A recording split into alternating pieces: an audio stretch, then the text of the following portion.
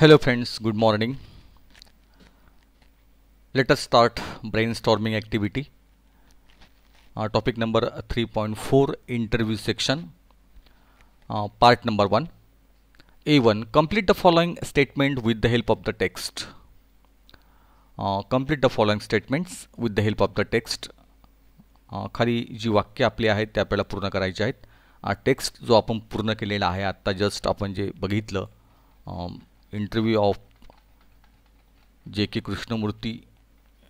कृष्णमूर्तींचा जो इंटरव्ह्यू आहे त्यावर हा आधारित पाठ्यांश आहे brainstorming. To learn about meditation you have to see. To learn about meditation you have to see. जर आपल्याला ध्यानधारणे संदर्भात जर शिकायचं असेल तर आपल्याला काय बघावं लागतं. You have to see how your mind is working. तर या ठिकाणी आहे you have to see how your mind is working. आपलं मन जे आहे ते कशा पद्धतीने काम करतं ते जर आपल्याला कळलं तर त्या ठिकाणी आपल्याला मेडिटेशन जे आहे ध्यानधारणा जी आहे ती करता येऊ शकते. Watch your thinking do not dash. Watch your thinking do not correct your thoughts. तर फक्त विचारांकडे बघायचं, त्याच्यात काही बदल करायचा नाही. Do not suppress your thinking. तुमचं जी थिंकिंग आहे तिला दाबायचं नाही. जे विचार येत आहेत डोक्यात ते येऊ देत आणि त्याला आला तसा विचार तो निघून जातो आणि विचारांची मालिका जी आहे तर ती अशी चालू द्यायची. Begin to learn to observe. Begin to learn to observe. Just watch thought. Do not dash. Do not move your eyeballs. तर आपले आयबॉल जे आहेत ही सगळी माहिती जी आपली आहे ते आपल्याला इथे मिळणार आहे. तर आपण नीट बघितलं तर ह्या ठिकाणी to learn about meditation you have to see how your mind is working. You have to watch as you watch a lizard going by walking across the wall you see all its 4 feet. तर इथे जे आहे keep your eyes moving. Sit absolutely still. Close your eyes. तर ह्या ठिकाणी ते संपूर्ण वाक्यांश जे आहे ते इथे आहे. Identify the correct statement from the following and correct डेम. तर identify the correct statements from the following and correct डेम. तर आयडेंटिफाय द इनकरेक्ट स्टेटमेंट. जे वाक्य चुकीचे आहेत ते वाक्य आपल्याला शोधायचे आहेत आणि ते बरोबर करायचे आहेत. One wants others to change. One wants others to change.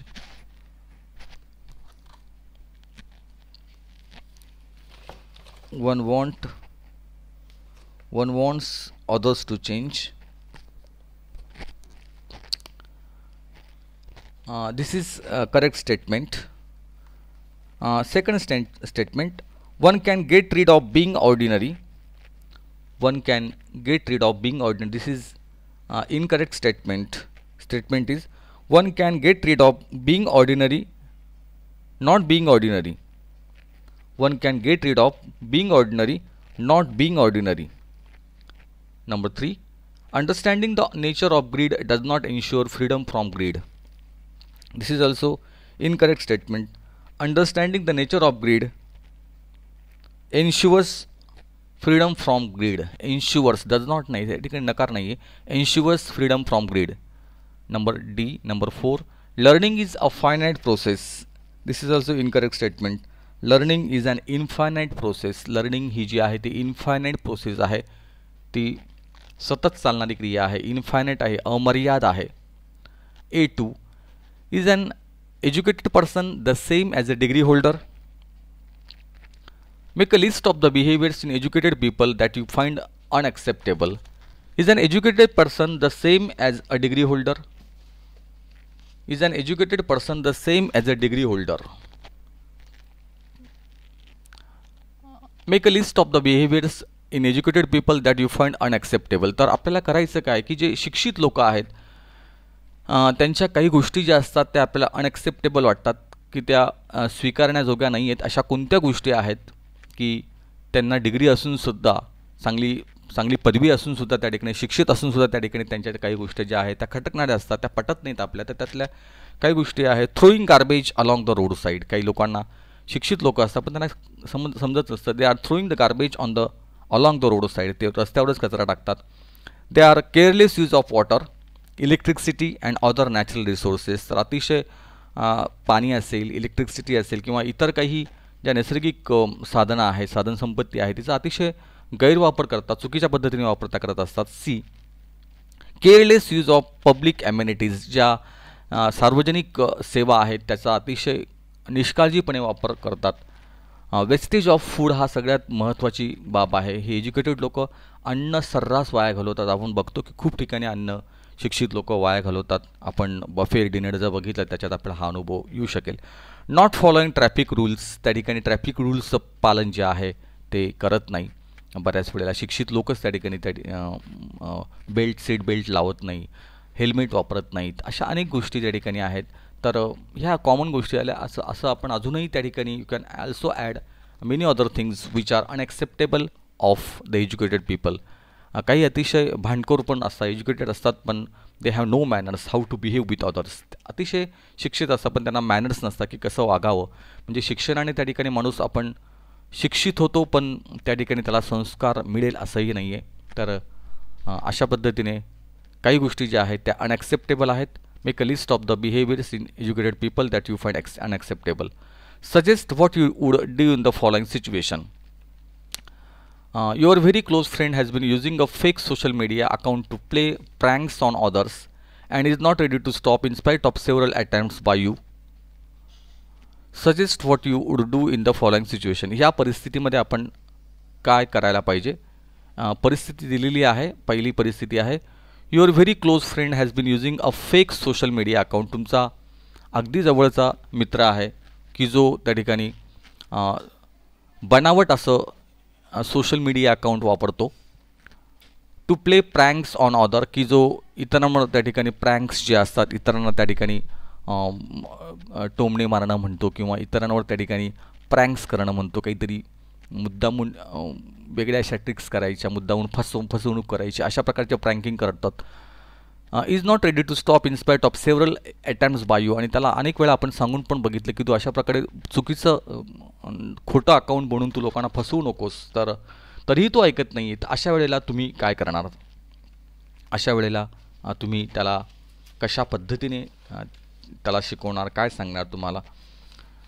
तर आपण त्याला सांगू, I would tell him the consequences of his behaviour. त्याला आपण समजून सांगू की ह्या अशा तुझ्या वागणुकीचे काय परिणाम होऊ शकतात हे आपण त्याला समजून सांगू शकतो. I would divert his mind towards some creative activities. काही ज्या क्रिएटिव्ह ॲक्टिव्हिटी आहेत त्याच्यात मी त्याचं मन डायव्हर्ट करेल. I would tell him to focus on his hobby or any other creative work. मी त्याला सांगेल की काही त्याच्या हॉबी ज्या आहेत त्याच्यावर त्याने काम करावं. त्याचं काही नवीन काम असेल, नवीन गोष्टींमुळे त्याने काम करावं असं मी त्याला सुचवलं. आणि I want to persuade him, don't do such foolish things so that you can harm to yourself. तर स्वतःलाच तू विजा पोचू शकतोस. There may be any kind of legal action taken by the police authority. So you should be aware of all these things which are badly affect your career. So I should warn him to be away from all these foolish things. मी त्याला सांगेल, समजून सांगेल, असं मी करू शकतो. Second situation आहे, you are going through a crisis that is making you short tempered and impatient. तर तुम्ही एक अतिशय संघर्षपूर्ण अशा वातावरणातून तुम्ही जात आहात. मेकिंग यू शॉर्ट टेम्पर्ड, तुम्ही अतिशय चिडतात. अँड इम्पेशंट, अतिशय उतावीळ होत आहेत. Due to which you end up causing harm to your family and friends. आणि त्यामुळे कदाचित तुमच्या कुटुंबाला, तुमच्या इतर मित्रांना याचा खूप त्रास होतो आहे. They have started complaining about it quite often. आणि त्यांनी खूप वेळा तक्रार केली तुमच्याबद्दल, तुमच्या ह्या वागणुकीबद्दल. तर तुम्ही यात आपण या अशा परिस्थितीमध्ये आपण काय करणार. तर I would try to solve my own problem and in case it is not possible I would take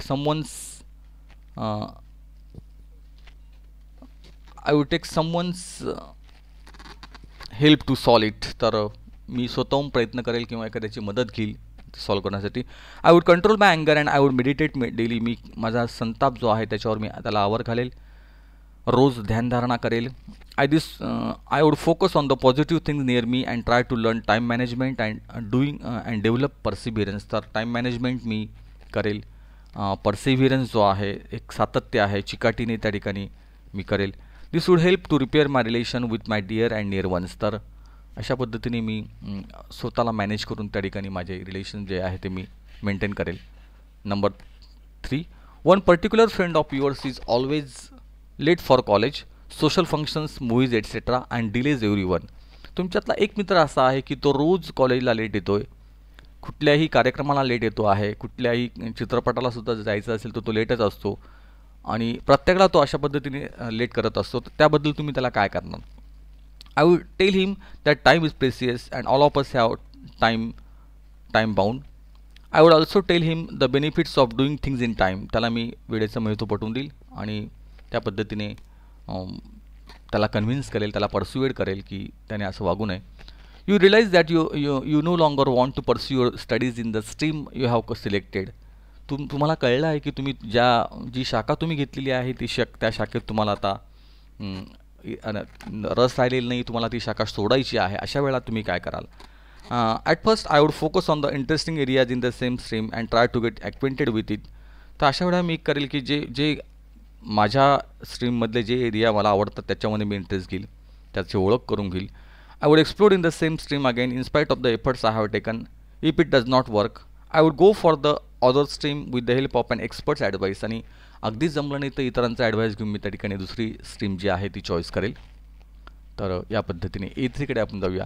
consult thesaurus and note down synonyms for ordinary.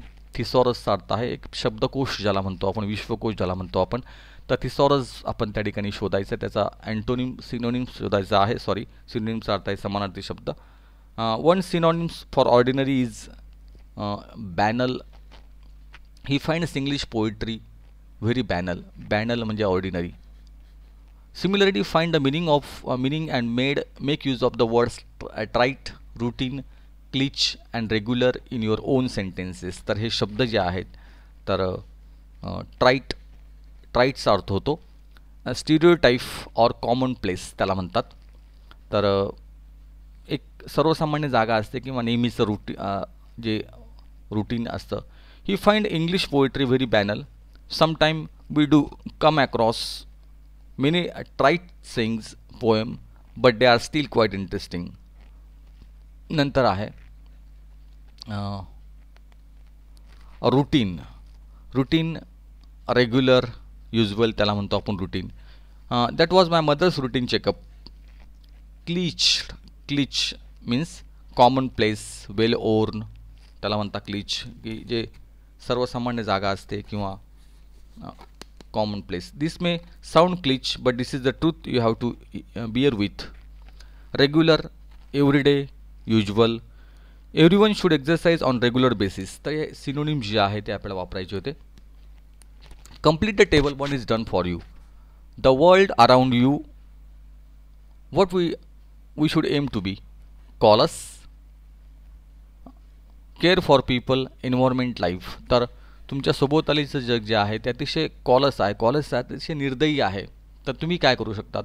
तर लोकांची काळजी घेऊ शकतात. Caring for people, environment, life.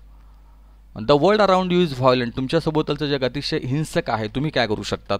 तर we calm their unaggressive behavior. We try to make them calm and cool. त्यांना आपण शांत करू, त्यांचा आक्रमकता जी आहे ती आपण कमी करूया. Greedy. The world around you is greedy. तुमच्या सभोवतालचं जग अतिशय लोभी आहे, अतिशय मोहात पडणारा आहे. तुम्ही काय करणार? तर you help them by nature. You should be generous, charitable. त्यांना आपण खूप छान मदत करू, त्यांना आम्ही सांभाळून घेऊ, त्यांना जास्तीत जास्त मदत करण्याचा प्रयत्न करून त्यांचा लोभ जो आहे तो कमी करू. करप्ट. तुमच्या सभोवतालचं जग अतिशय करप्टेड आहे. तुम्ही काय करू शकतात? You should be honest in behaviour, ethical and virtuous. तर अतिशय प्रामाणिकपणे आपण त्या ठिकाणी आपण वागण्याचा प्रयत्न करू.